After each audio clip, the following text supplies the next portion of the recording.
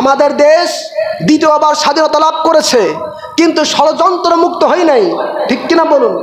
আমাদের দেশের কিছু কুচক্করি মহল এবং ভারতের কিছু হলুদ মিডিয়া তারা প্রচার করছে যে বাংলাদেশের মুসলমানেরা শেখ হাসিনাকে তাড়িয়ে বাংলাদেশের একেবারে সংখ্যালঘু হিন্দু সম্প্রদায়ের বাড়ির ঘরে দোকানপাটে এমনকি তাদের মন্দিরে আগুন লাগিয়েছে।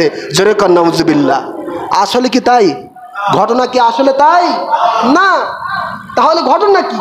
ঘটনা হলো যারা বিগত দিনে আওয়ামী লীগের অন্তর্ভুক্ত হয়ে মানুষের উপরে জুলুম নির্যাতন চালিয়েছে, তাদেরকে শাস্তি করার জন্য, তাদেরকে উপযুক্ত জবাব দেওয়ার জন্য বাংলার কিছু মানুষ, বাংলার কিছু দামাল ছেলেরা তারা রাজপথে আন্দোলন করে তাদের বাড়ি ঘর দোকানপাট আগুন দিয়ে জ্বালিয়েছে। আর এটাকে পরিবর্তন করে হলুদ মিডিয়ারা প্রচার করতেছে যে ওই মুসলমানেরা নাকি হিন্দুদের বাড়ি ঘর আগুন দিয়েছে এবং তাদের মন্দিরে আগুন দিয়েছে। জোরে কর নাউজুবিল্লাহ।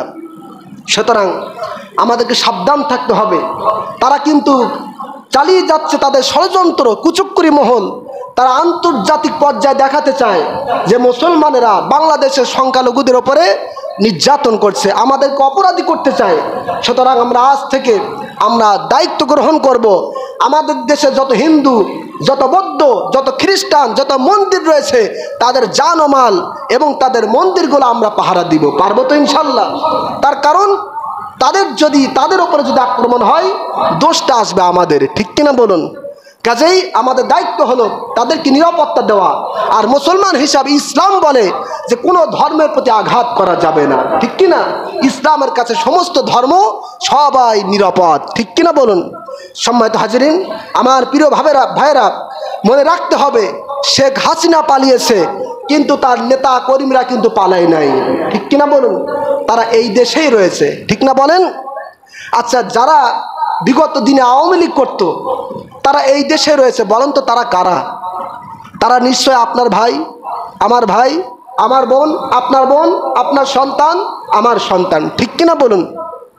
এখন এই সুযোগে তাদের সাথে যদি সদ্ব্যবহার করেন, তাদের যদি মারধর করেন, বাড়ি ঘর জ্বালিয়ে দেন, তাহলে তারা যাবে কোথায়? একটু কি চিন্তা করেছেন? গত কয়েকদিন আগে দেখলাম চট্টগ্রামে আপনার পাঠানটুলি গ্রামের ভারত বাংলাদেশ সীমান্তে হাজার হাজার আওয়ামী সমর্থক বাংলাদেশের নাগরিক তারা সীমান্তে এসে একবারে বুক ভরা পানিতে নেমে ভারতের বিএসএফকে বলছে, স্যার আপনাদের কাছে নিরাপত্তা চাই, আমরা আপনাদের হাতে গুলিতে মরতে চাই, কিন্তু বাংলাদেশের মানুষের হাতে আমরা মরতে চাই না। চিন্তা করেছেন? এই দিন, এই সময় আসবে কোন আওয়ামী সমর্থক কখনো চিন্তাও করি নাই, ঠিক কিনা? দিদারছে তারা তাদের মতো জুলুম করেছে, নির্যাতন করেছে, আর এখন এটাকে থামাতে হচ্ছে আলেম সমাজ, ঠিক কিনা বলুন?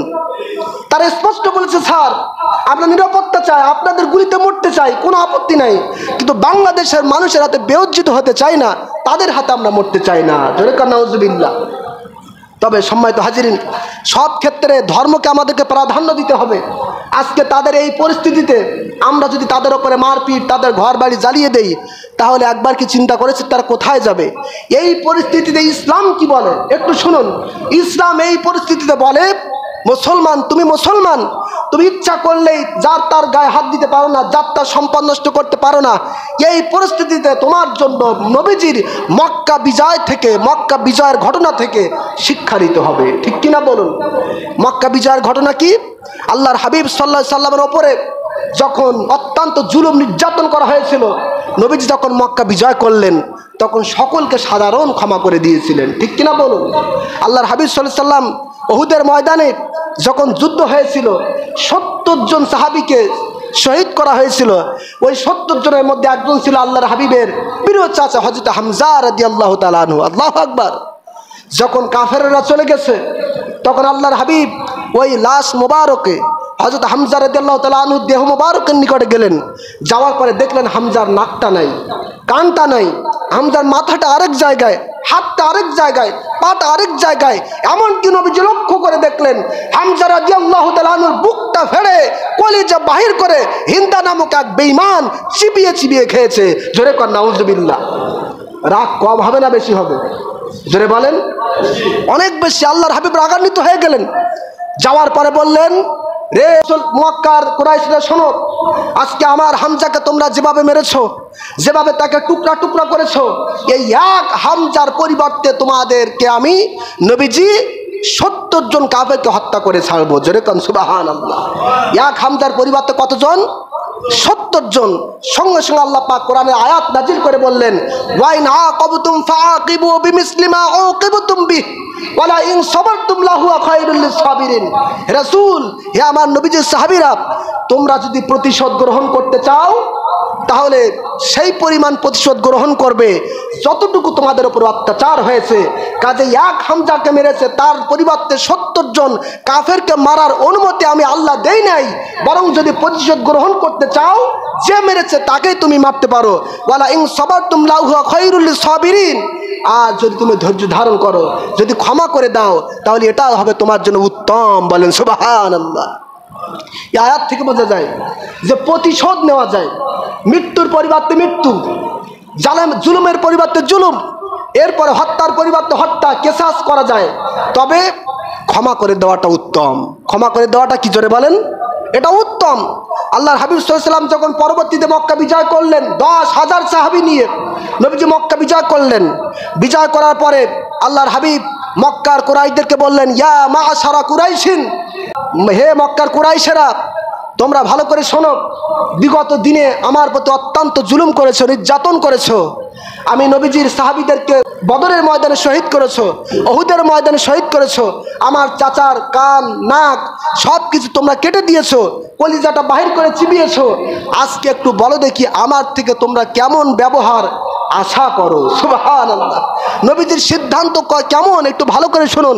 শুধু লাভ দিলেই হবে না। আওয়ামী লীগকে আজকে পেয়ে যেখানে পাবেন সেখানে মারপিট করবেন, শুধু ওটা করলে হবে না। নবীজি বলছেন, ইয়া মা'শারা কুরাইশিন, হে কুরাইশেরা, আজকে আমি মক্কা বিজয় করেছি, 10,000 সাহাবী প্রস্তুত, প্রত্যেকের হাতে খোলা তরবারি রয়েছে। বলো তো আজকের এই মক্কা বিজয়ের দিনে আমি নবীজির কাছ থেকে তোমরা কেমন আশা, কেমন ব্যবহার তোমরা আশা করো? সকল মক্কার কাফের মুশরিকরা এবার জড়সড় হয়ে বলছে, ইয়া রাসূলুল্লাহ, ইয়া হাবিবাল্লাহ, আজকে আমরা নিরস্ত্র, আজকে আমরা অসহায়। কাজে আপনি যদি আজকে আমাদেরকে বন্দী করেন অথবা হত্যা করেন, আমাদের কোনো কিছু করার নাই, আমাদের সেটা সহ্য করতে হবে, মেনে নিতে হবে। তবে নবীজি, আমরা এটা বিশ্বাস রাখি আপনি হচ্ছেন রহমাতাল লিল আলামিন। আল্লাহ আপনাকে রহমত দিয়ে দুনিয়াতে পাঠিয়েছেন, আপনি অসহায় মানুষকে আপনি সাহায্য করেন। সুতরাং আজকের এই মক্কা বিজয়ের দিনে আমরা মক্কার সকল কুরাইশেরা নবীজি আপনার কাছে সবচেয়ে ভালো আচরণ, সবচেয়ে ভালো ব্যবহার, এটা আমরা আশা করি। সুবহানাল্লাহ। নবীজি সেদিন কি বলেছিলেন? হে আমার মক্কার কুরাইশরা, ভালো করে শোনো, আজকে তোমাদেরকে আমি সেই কথা বলছি, ফাইন্নী আকুলু লাকুম কামা ক্বালা ইউসুফ লিইখওয়াতিহি, যেই কথা ইউসুফ আলাইহিস সালাম তার ভাইদেরকে বলেছিলেন। কি কথা বলেছিলেন? লা তাসরিবা আলাইকুমুল ইয়াউম ইযহাবু ফাআনতুমুত তুলাকা। ইউসুফ আলাইহিস সালাম তার ভাইদেরকে বলেছিলেন, আজ আমি তোমাদেরকে সব ক্ষমা করে দিলাম, তোমাদেরকে মাফ করে দিলাম, এবং তোমাদের জন্য আমি নবীজি আল্লাহ তাআলার কাছে দোয়া করে দিলাম। সুবহানাল্লাহ। কাজেই আজকের এই ক্লান্তি লগ্ন এই পরিস্থিতিতে নবীজির আদর্শ আমাদেরকে গ্রহণ করতে হবে। মক্কা বিজয়ের দিনে আল্লাহর হাবিব যেভাবে সকলকে সাধারণ ক্ষমা করে দিয়েছিলেন, ঠিক অনুরূপভাবে আজকের পরিস্থিতি এটা বোঝায় যে তারা জুলুম করেছে, নির্যাতন করেছে, তার পরিবর্তে তুমি জুলুম নির্যাতন করতে পারো, এটা জায়েজ, কিন্তু ক্ষমা করে দেওয়াটা উত্তম। ক্ষমা করে দেওয়াটা কি, জোরে বলেন? উত্তম। কাজে আমরা ক্ষমা করা শিখবো।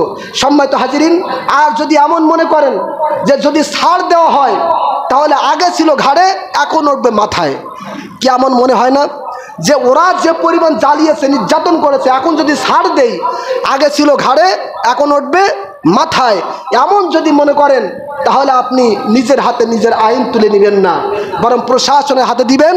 প্রশাসন যেটা ভালো মনে করে বিচারের আওতায় শাস্তিযোগ্য তার বিচার করবে।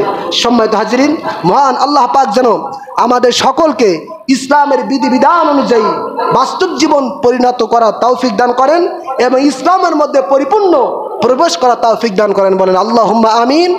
আমিন। ওয়া আখিরু দাওয়ানা আনিল হামদুলিল্লাহি রাব্বিল আলামিন।